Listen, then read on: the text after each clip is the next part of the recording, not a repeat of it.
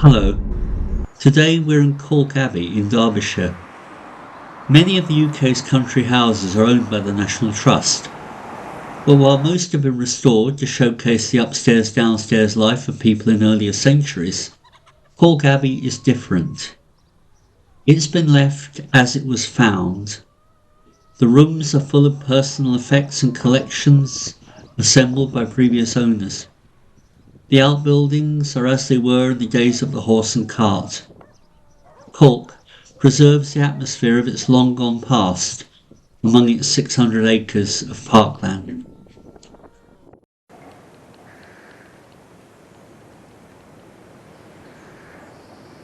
Why Calke Abbey when it is many things but not an abbey? It stands on the site of an Augustinian priory set up in the 12th century. In the 15th century, Henry VIII dissolved the monasteries, including Calke's parent establishment, Repton Priory. In 1538, ownership of Calke passed to the Crown. In 1537, a London master grocer called John Prest bought the priory on a short lease. He rebuilt it into a Tudor mansion and wanted to bequeath it to his daughter Catherine, but on his death the lawyers ignored his will and tied up the estate in legalese in several court cases.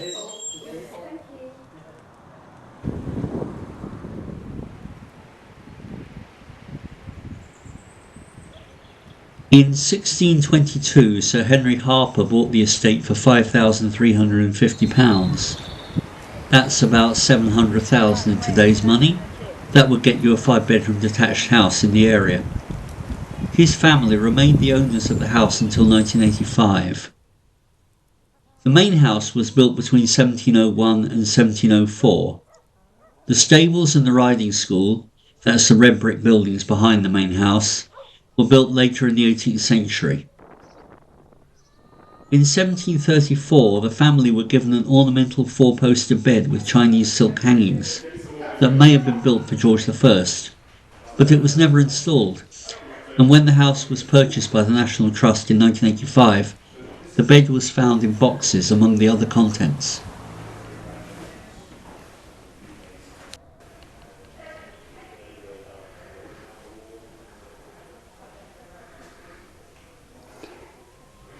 It's rather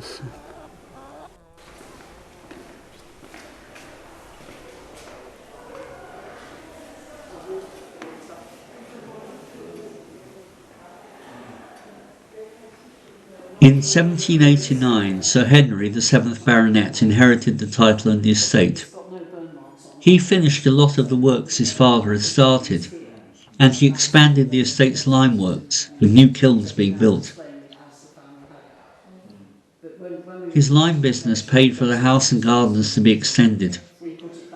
Sir Henry married a lady's maid called Nanette, which caused a scandal at the time. In 1808, he changed his surname to Crewe after his great-grandmother, in an attempt to become Baron Crewe. That failed. This was the Age of Enlightenment, and Henry was keen on the arts and science. He started Calke's natural history collection and built a library. The dining room is one of the few restored rooms at Calke, and it reflects the wealth and taste of Nanette and Henry.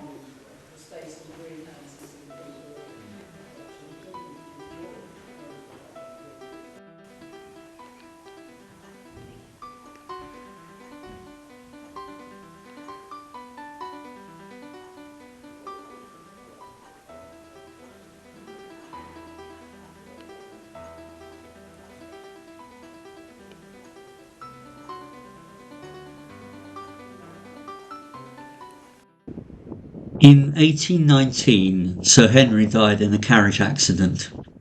His son George was a family man and a devout Christian, who improved the conditions of the workers on the estate and funded new schools in the villages nearby.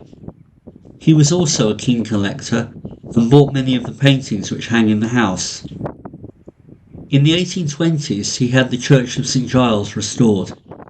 This remnant of the old Augustinian priory stands on a hilltop facing the house, and had been the parish church since the year 1160.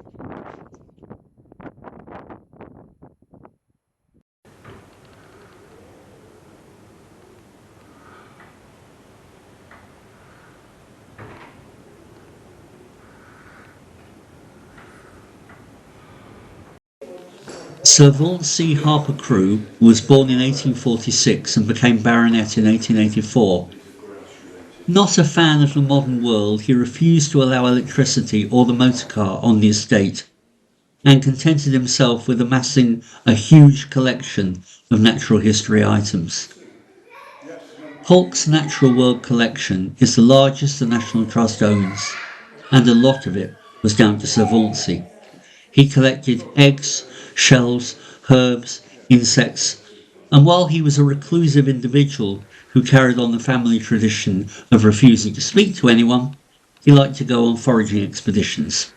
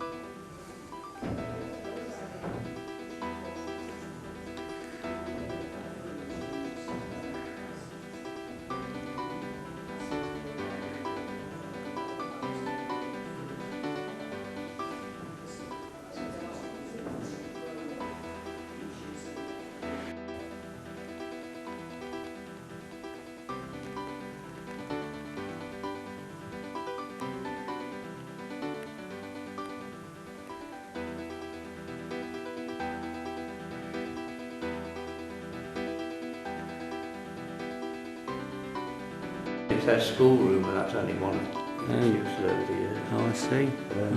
Excuse me, it was a bedroom and morning rooms and these kind of things over the years. It became a schoolroom, as it says there, about 80 to 60. Until around about the turn of the 90s.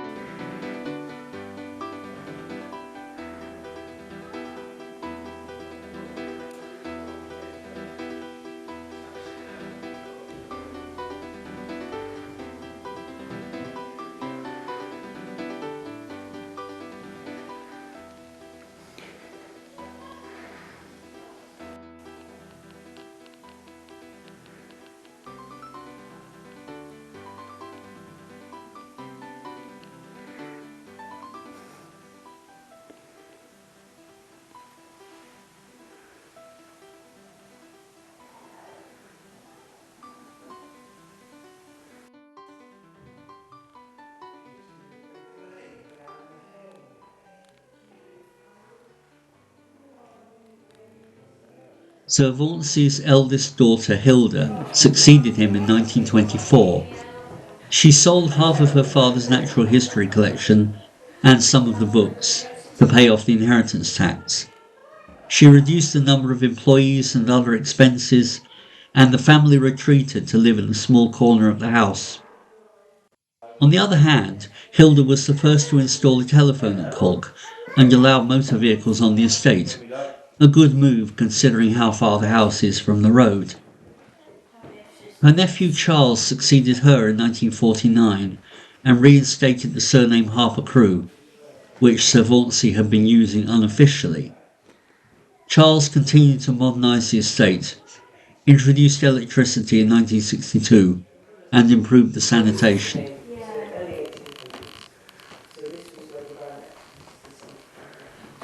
In 1981, Charles's brother Henry inherited the estate, but he had to sell it due to the death duties of £8 million, which was a good proportion of the estate's value.